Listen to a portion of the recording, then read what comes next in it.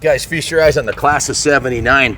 This bike, when it was first released, was probably the closest to a factory race model that I have ever seen. And I've been around motocross since the early 70s. And what a machine this was right out of the box. It was pretty much set a new standard. And to quote Dirt Bike Magazine from 1979, they said, if you don't get the whole shot on this bike, you messed up.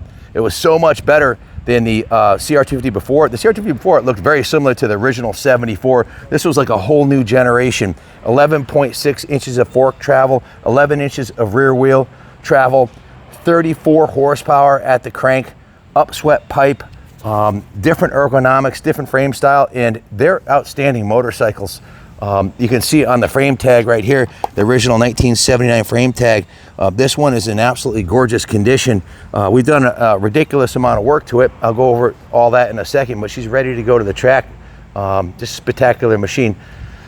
I guess we'll start with the heart of the beast, the engine. The engine was taken out. The Wizard completely dismantled it, took the crank out, rebuilt the crank, put a new rod on it, went through the transmission. The clutch, it has a brand new clutch, including the fiber plates, the steel plates, the springs. Everything is brand new in the clutch. The bottom end's brand new, new gear oil, of course, and the top end's brand new. He bored it. Actually, the mechanic bored it out for him and put a brand new piston in it and rings, new base gasket, new head gasket, completely rebuilt the engine. And when we test rode it, it didn't seem to, it wasn't running 100%, so we did some tests on the ignition. The original CDI ignition was faulty, so we replaced it with an upgrade, which is a PVL ignition, and it's timed spot on. It's got a lot of compression. This thing kicks like a 500. It's a beast.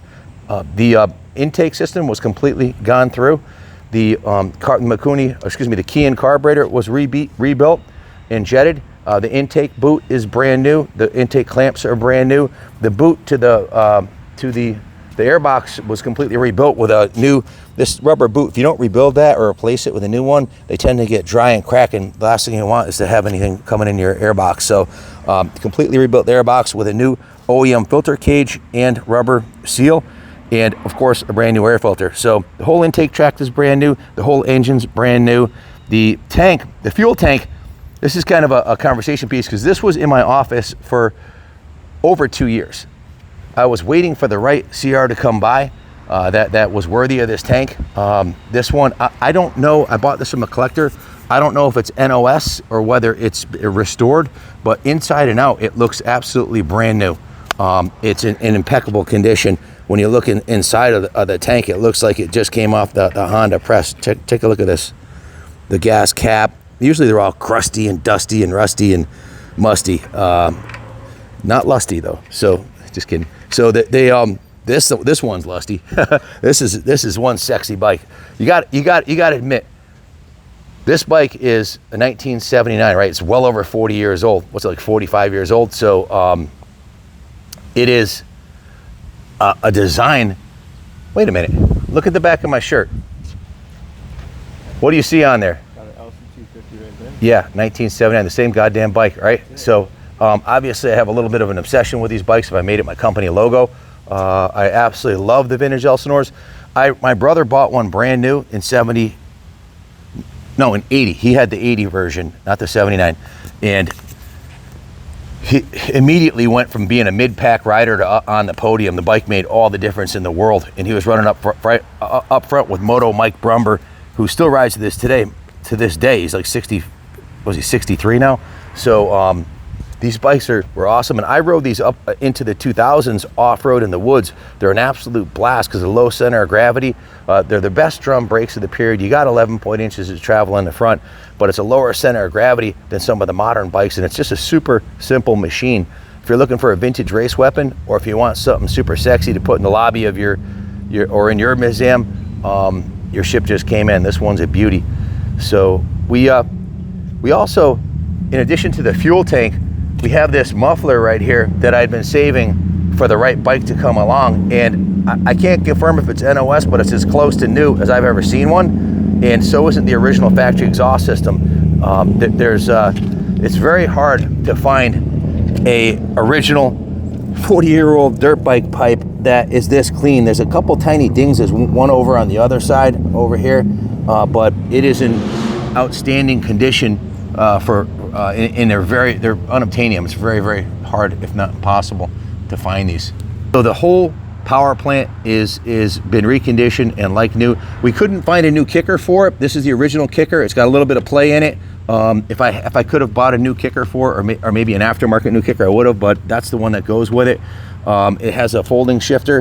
The foot pegs were rebuilt by the Wizard, both sides. The frame was repainted. The original shocks were repainted, and they weren't rebuilt, but they still seem to work okay. The forks were completely rebuilt. Starting at the front end, it's got a brand new Bridgestone tire, which is what they came with originally. Originally, this bike had a 23-inch front tire, which was really not a crowd pleaser. A lot of people had issues with that setup, and it was difficult to get parts for it. So we upgraded it to a 21-inch Honda front rim, rebuilt the brakes. The forks were completely dismantled by the Wizard. New fork seals, new fork Motul fork oil, new fork boots. The fork uppers were polished, and the fork lowers were machine polished. As you can see, that's not chrome. That's the original polished aluminum. So the forks are like brand new top of the line VMX fender. This stuff is expensive. I don't know if you price a set of VMX plastics. They're obscenely expensive, but their quality is a step above everybody else's. New front number plate with the proper, look at the back of this. This has got the proper style mount for the number plate, the rubber band setup they had back in the day. Moving up to the triple clamps, which were also restored and painted, and the steering head bearings were done. It has a brand new set of Renthal bars, Renthal crossbar pad, Worry grip, brand new clutch perch and cable, brand new brake perch lever. So both the clutch and brake lever are new, and the cables have been replaced. New Whirlpool throttle, new Worry grip.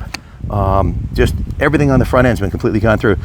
Wizard put new collars and washers and rubber dampers on the what appears to be a brand new gas tank, and he put the drilled washers on there, which is his special touch he likes to do. Of course, new fuel petcock and new fuel lines to go with the restored carburetor. So just a kick-ass piece, man. If you're looking for a bike to display or ride, this is it. Show them the underside. I always recommend looking at the bottom of the bike, because most of the time these would be smashed to beans by somebody like me racing in the woods. And this is one of the nicest undercarriages I've seen on a 79. The back rail is perfectly straight.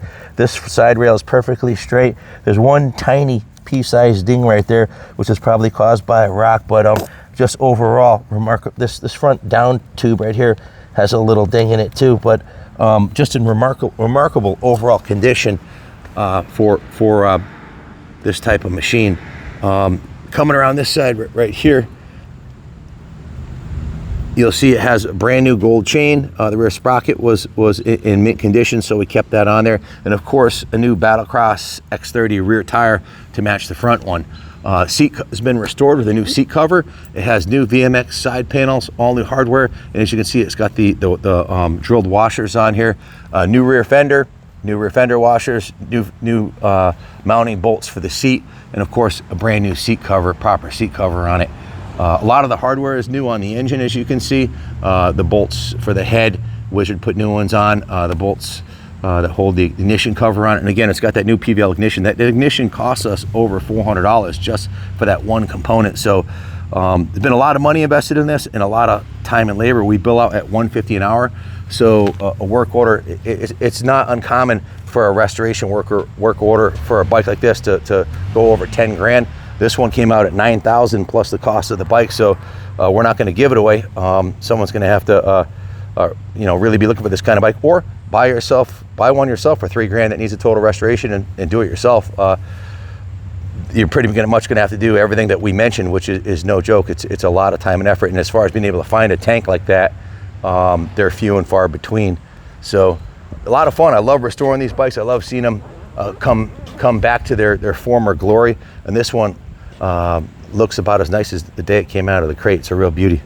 So the bottom line is we've been working on this thing on and off for well over 6 months. And one of the things we weren't able to complete was we couldn't find a countershaft sprocket protector for sale anywhere, or one used. So sometimes the timing is, I'm sure next week one will come up on eBay or the week after that, but we haven't been able to find one through any of our suppliers. We thought about having Tony, AKA the mad scientist that works with us, machine one, which could be done, but it gets expensive doing custom work like that. So we're going to put it up for sale as is. We run a lot of our bikes with in the past when you couldn't get a countershaft sprocket, as long as you're not a retard and excuse me, as long as you're not that's politically incorrect, right? As long as you're not a hammerhead and you're keeping your chain adjusted, the odds of it coming off are very slim. So, but at some point, I'd like to put an NOS or a restored countershaft sprocket cover or a custom one on there. But hey, you know, it's a 45-year-old dirt bike. Sometimes you have problems finding something like that, but overall the bike runs phenomenal. It looks super sexy. It's a beautiful piece, and a lot of love and care and attention's been put into it. So if you have any questions about it, please call us 860-454-7024. There's only one. I can sell you as many gases as you want, as many Buells and as many Stark new bikes. Those we just call and order more. They haven't made it in 45 years, and this is a piece of moto history this is a big evolution from the straight up and down shocks and to this long travel suspension. And the cylinder is beautiful on it, the pipe, the lines of it. It's the kind of bike you could put in your man room. It's almost too nice to ride. She's ready to go, but it's almost too nice to ride. It's that beautiful. So I hope you feel the same. If you owned one of these in the past, like I have, or have a history with them, go ahead and put it in the comments. Hit the like and subscribe. Check, you might be unsubscribed. I'm not sure why, but a lot of our subscribers got unsubscribed by YouTube recently. So in any event, if you have any questions, give us a call. We can also finance this in-house. We finance classic bikes through Freedom Road. We can ship it anywhere in the world for you. And Junior will absolutely hook you up. Just give them a call. So thanks for watching. God bless America.